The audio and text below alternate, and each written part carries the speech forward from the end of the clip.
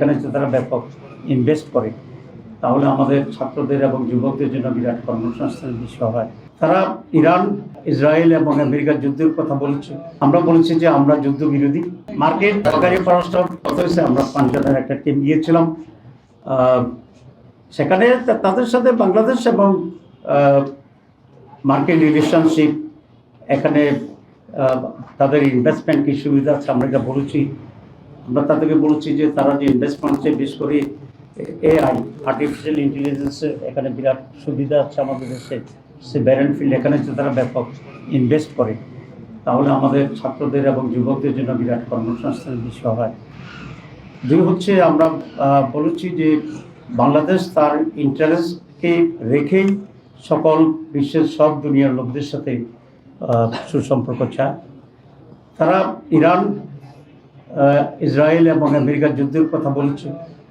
আমরা বলেছি যে আমরা যুদ্ধ বিরোধী। জীবনের সব আয়োজন এখানে একসাথে। যে দেশের সাথে যারাই হোক আমরা পিস চাই, এবং কোনো দেশের যদি কোনো কনফ্লিক্ট থাকে সেটা থাকতেই পারে, কনফ্লিক্টের ইন্টারেস্ট থাকতে পারে, সেটা ডিপ্লোম্যাটিকভাবে সেটা সলভ করা উচিত। সুতরাং এনি ওয়ারকে আমরা কন্ডেম করি এবং আমরা চাই তোমরা খুব স্বল্প সময়ের ভিতরে ডিপ্লোম্যাটিক হইতে এই ওয়ারকে বন্ধ করা উচিত। বাণিজ্য চুক্তির ভিতরে কতিপয় জিনিস আছে যেগুলো বাংলাদেশের জন্য প্রয়োজন, তো অতটুকুকে তো এই সরকারকেও ক্যারি অন করতে হবে সেখানে।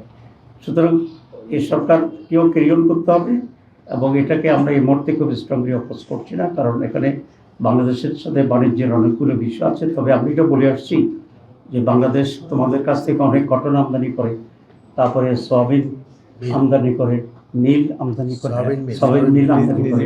তো আমরা যদি হিউজ ইম্পোর্টার, আমরা তোমাদেরকে রিকোয়েস্ট করবো যে চুক্তির চেয়েও আরও কম ট্যারিফে তোমরা বাংলাদেশকে গুডস বাংলাদেশকে পাঠাবা। এটা তাদেরকে আমরা বেশি অনুরোধ করে আসছি।